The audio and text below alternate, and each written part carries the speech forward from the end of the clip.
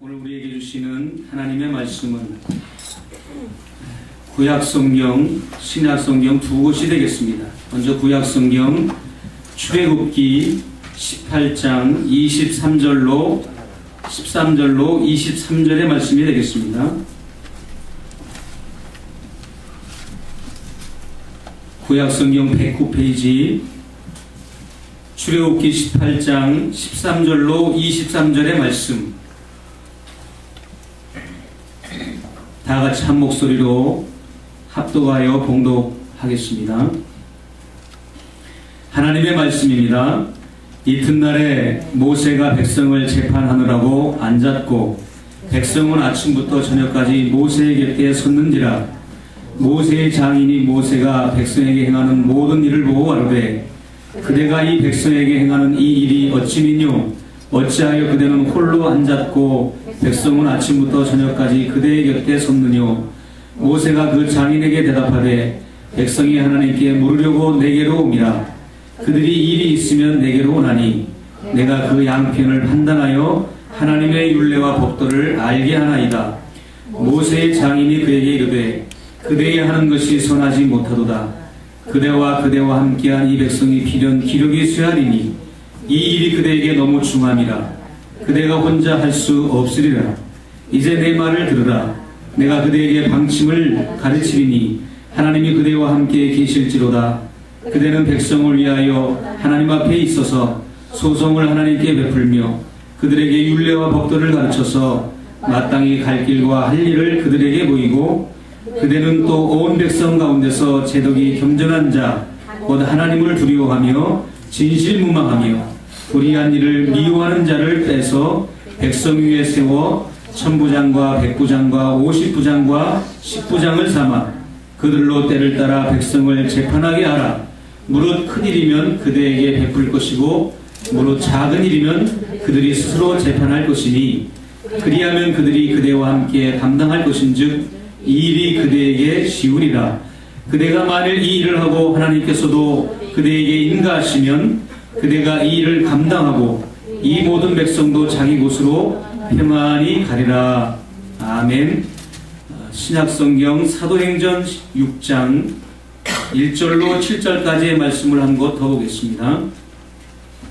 사도행전 6장 1절로 7절의 말씀입니다.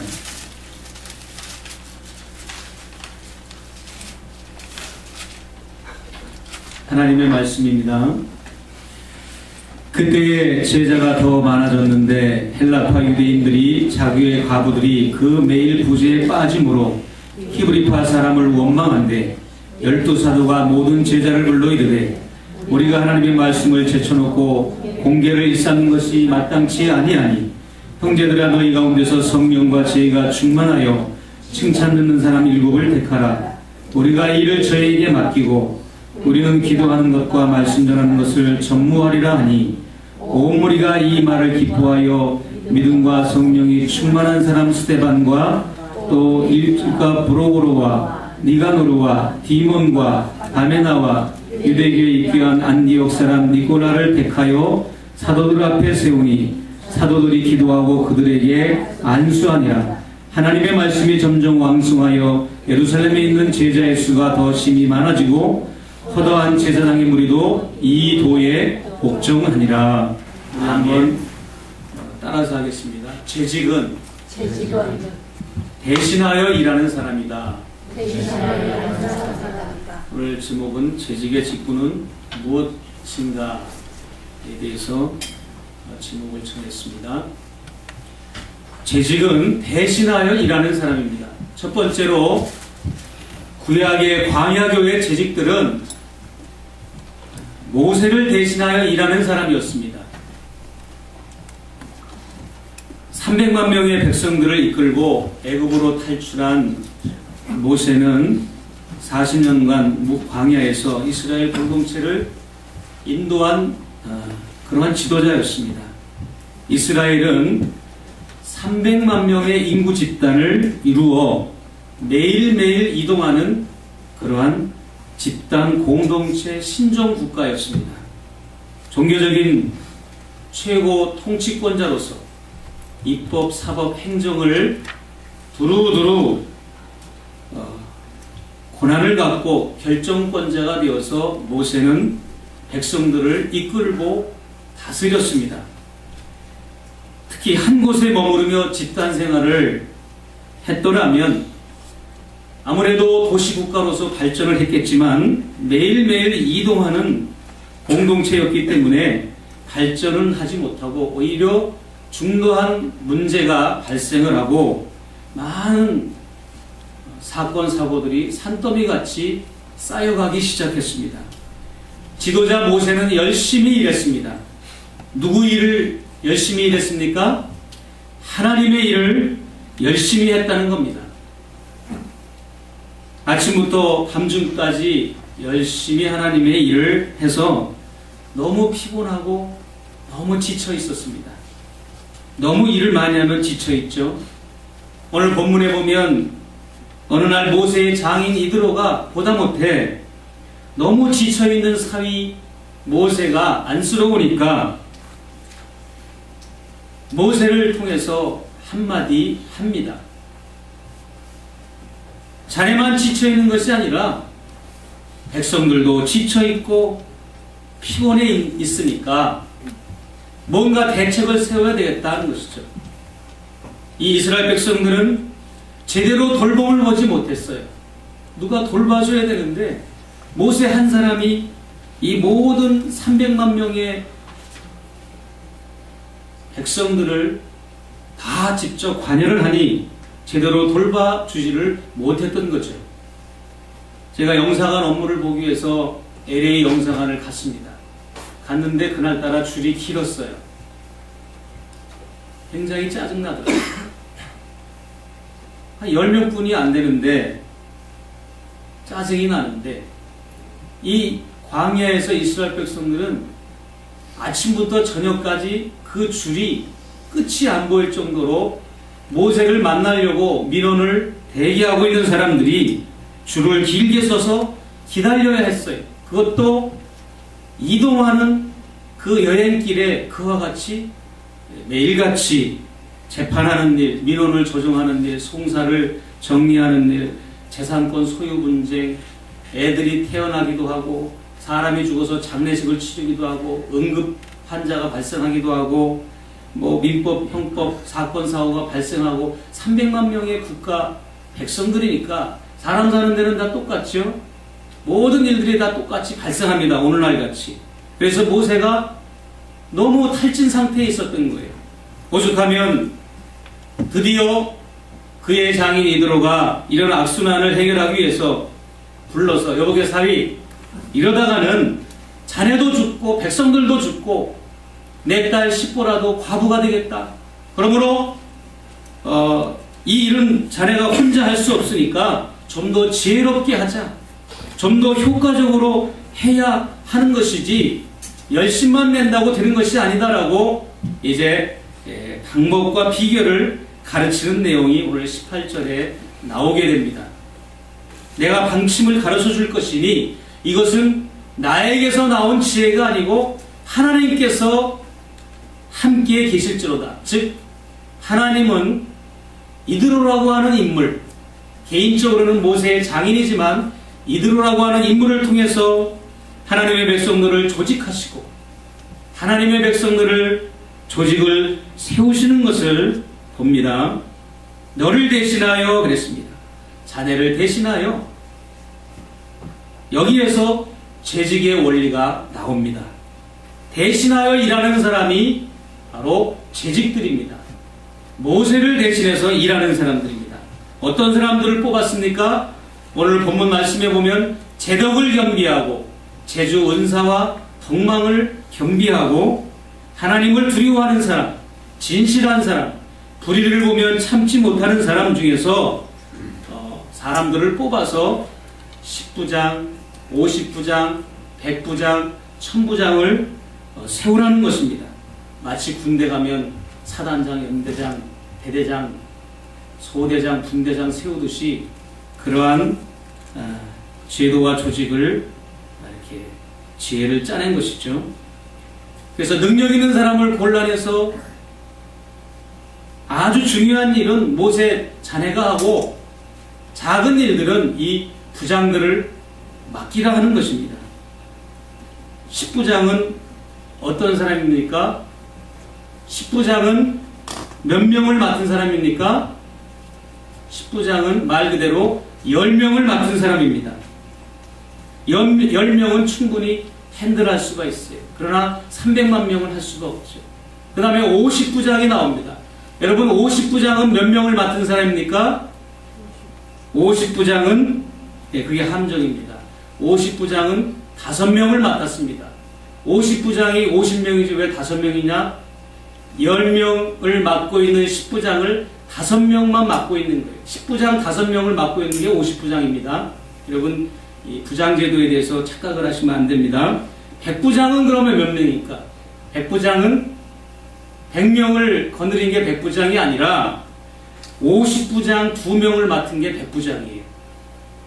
그리고 1000부장은 몇 명입니까? 1000부장은 1000명을 맡은 사람이 아니고 1000부장은 100부장을 10명을 맡은 거예요. 그래서 1000부장은 10명을 맡고 100부장은 2명을 맡고 50부장은 5명을 맡고 10부장은 10명을 맡고 10부장이 제일 많은 사람을 거느리고 있는 거예요.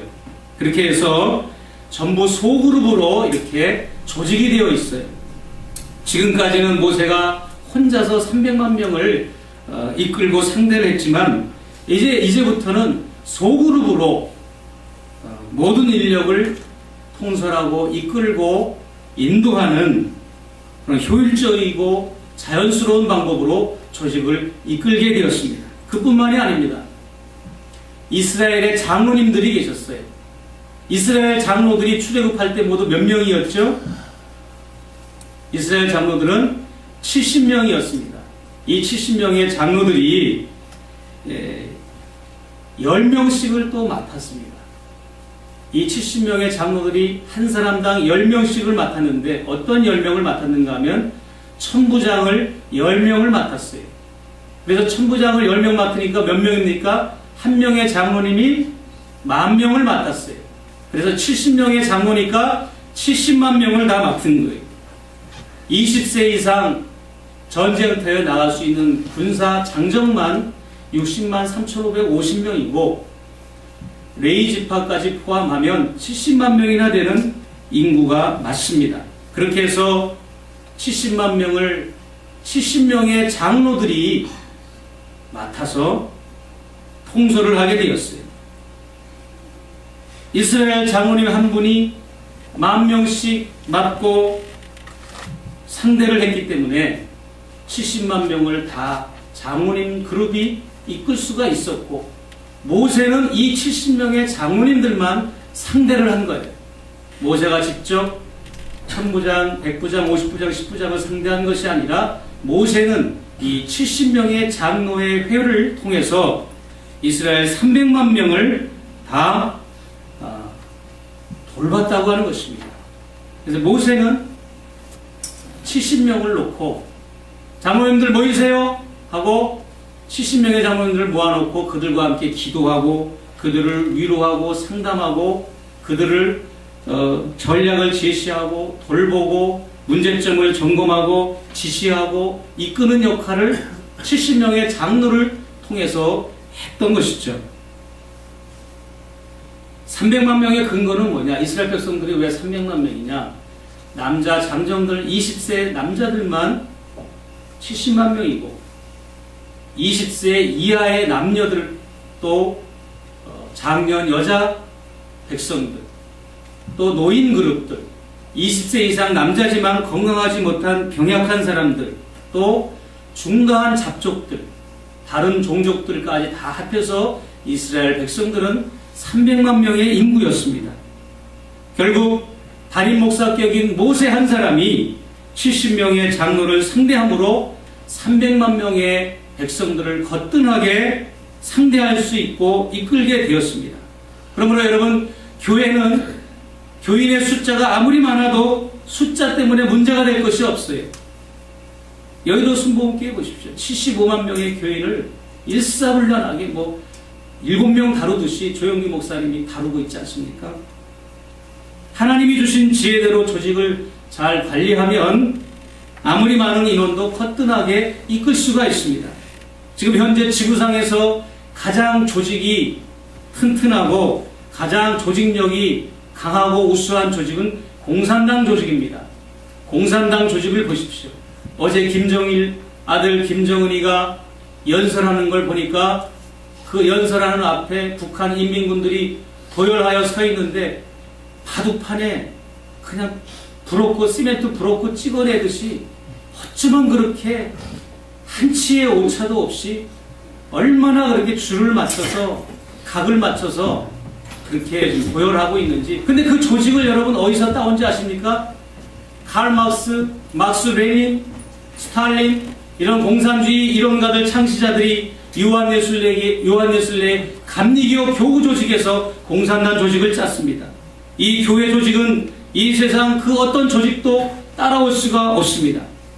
여러분, 하나님은 이 구약에 출애굽하는 백성들이 세운 이 10부장, 50부장, 100부장, 1000부장 제도, 장로 제도, 이 제도를 교회라 이렇게 말씀하고 계십니다.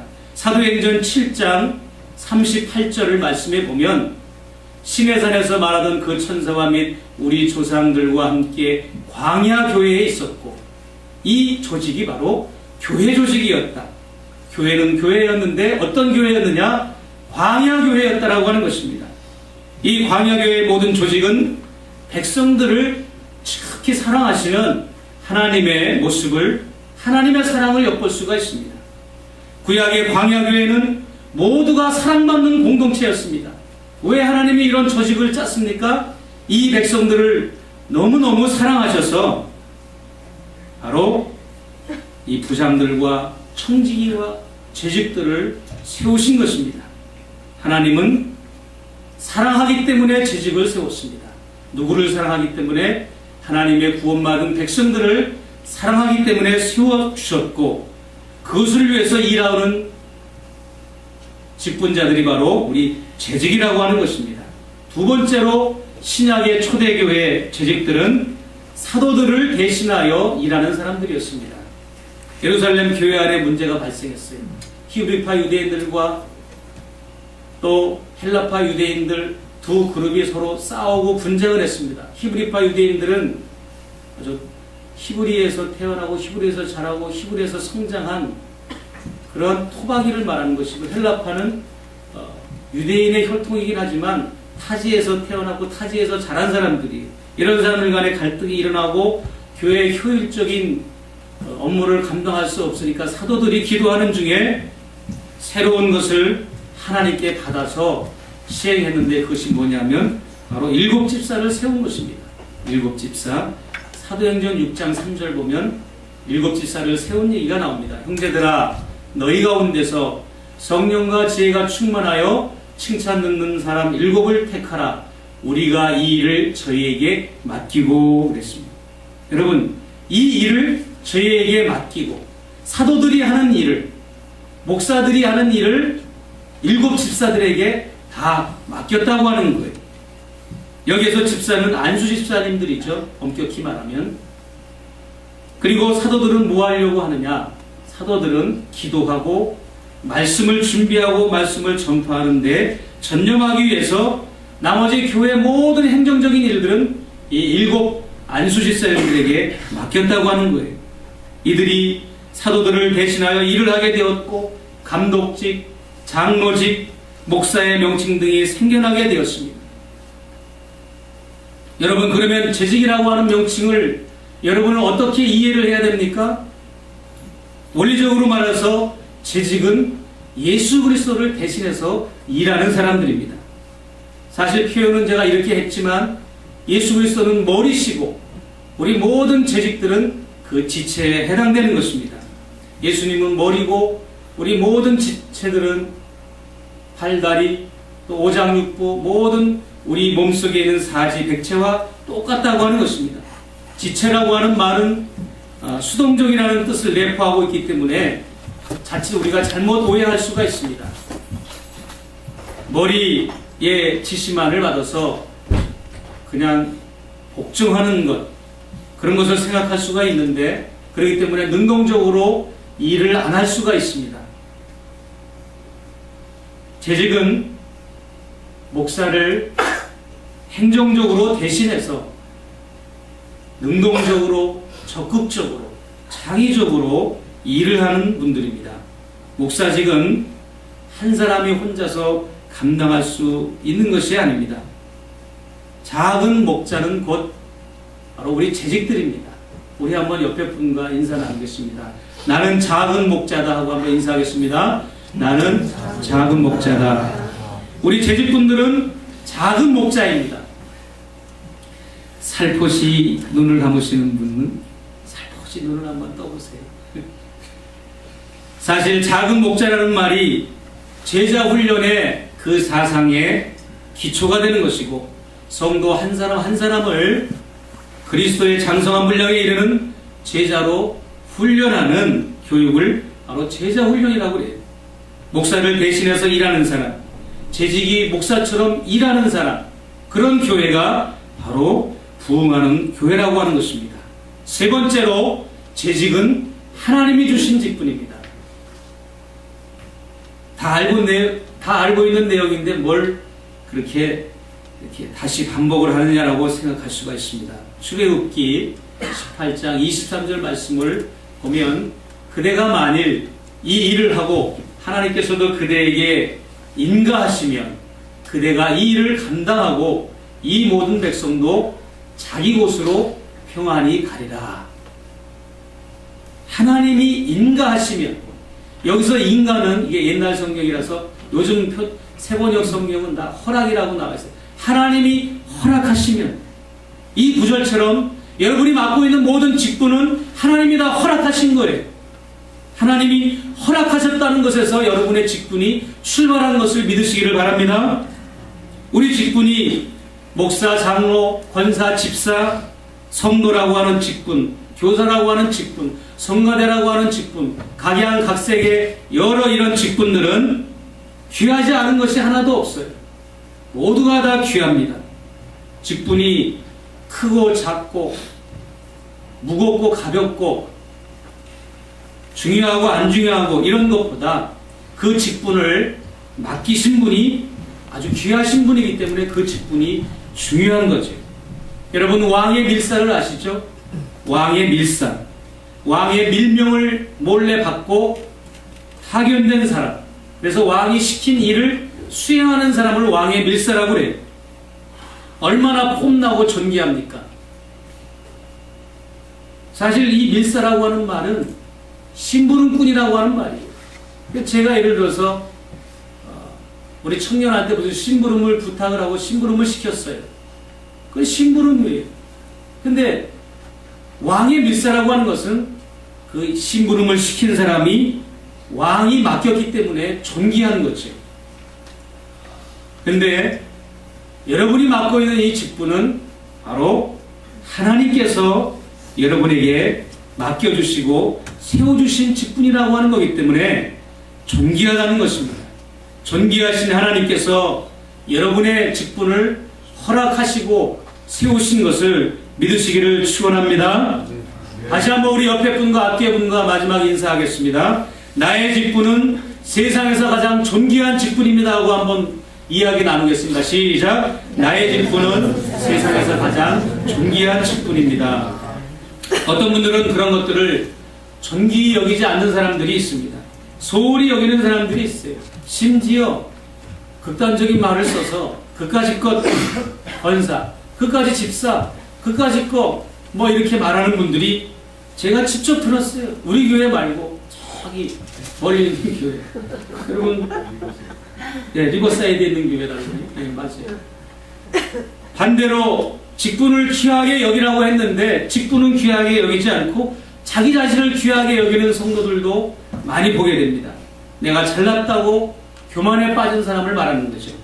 직분은 귀하게 여기되 자신은 겸손하게 이 맡은 것을 잘 감당하라는 것입니다. 이 직분 나 같은 사람에게 주셔서 감사합니다. 잘 감당할 수 있도록 하나님 도와주옵소서라고 우리가 기도하는 자세로 두렵고 떨린 마음으로 우리의 직책과 직분을 감당해야 됩니다. 예수님을 태운 나귀가 우쭐대고 거들먹거리다가 사람들이 예수님을 환영하고 축하하고 호산나 호산나 겉옷을 카페트처럼 깔고 그런 모습을 보고 우쭐우쭐대다가 너무 우쭐우쭐대다가 등 위에 태운 예수님을 추락시켜버리고 떨어뜨리면 큰일 나는 것입니다. 우리는 그와 같은 존재라는 것입니다. 마지막으로 네 번째, 재직은 행동으로 섬기는 것입니다. 재직을 여러 종류의 직분으로 나눈 것은 사역의 현장이 분명히 있기 때문에 필요에 의해서 나눈 것입니다. 사람에 따라, 연령에 따라, 은사에 따라 직분을 우리가 다양하게 나누게 되는데 교회 조직은 은사대로 섬길 수 있는 공동체입니다. 하나님의 주신 능력으로 일하는 것, 그 능력을 바로 은사라고 말하는 것이죠. 일반적인 명칭으로는 재능이라고 얘기를 하죠, 세상 사람들은. 근데 여러분 가운데 한 사람도 예외 없이 여기 있는 모든 분들이 어떤 은사든지 어떤 재능이든지 하나도 없는 분은 아무도 없습니다. 누구든지 한 가지씩은 다 재능과 은사를 가지고 있습니다. 종류가 다를 뿐이지 그것을 여러분이 하나님을 위해서 사용하라는 것입니다. 재직은 실제로 돌봐야 할 일이 있기 때문에 세워지는 것이고 감투가 아닙니다. 명예가 아닙니다. 폼 잡는 액세서리가 아닙니다. 일하라고 세워진 것이죠. 끝으로 집사의 직무와 권사의 직무를 살펴보겠습니다. 집사의 직무는 접대하는 일, 기도하는 일, 복음 전도하는 일, 목회자를 돕는 일, 재정을 수납하는 일, 서로 사랑하는 일, 허다한 죄를 덮는 일, 서로 봉사하는 일. 권사의 직책은 역시 기도하는 일, 어려움에 빠진 성도를 불러서 그를 대화하고 권면하고 권고하고 위로하는 일, 성도를 돌보는 일, 격려하는 일, 또 발을 씻겨주고 서로 지켜주고 돌봐주는 일, 사랑하는 일을 하는 것입니다. 그뿐만 아니라 우리 모든 성도들로 서로가 사랑하고 서로가 도와주고 서로가 지켜주고 서로가 격려해주고 서로가 발을 씻어주는 모습으로 우리가 짐을 져야 되는 것입니다. 순전한 나드 양을 드렸던 이 마리아처럼 그의 젊음과 청춘과 그의 모든 재산과 남은 미래 인생의 의미까지도 하나님께 다 드렸던 것처럼 우리 재직은 하나님 앞에 이 마리아 같이 자기의 모든 것을 다 눈물로 무릎으로 드리는 것입니다. 그것이 바로 우리 재직에 해야 할 일들입니다. 오늘 우리 교회에 속한 모든 재직분들, 하나님이 주신 이 직분 두렵고 떨림으로 다시금 우리가 시작합시다. 1년의 4분의 1이 벌써 지나고 4월달이 벌써 되었습니다.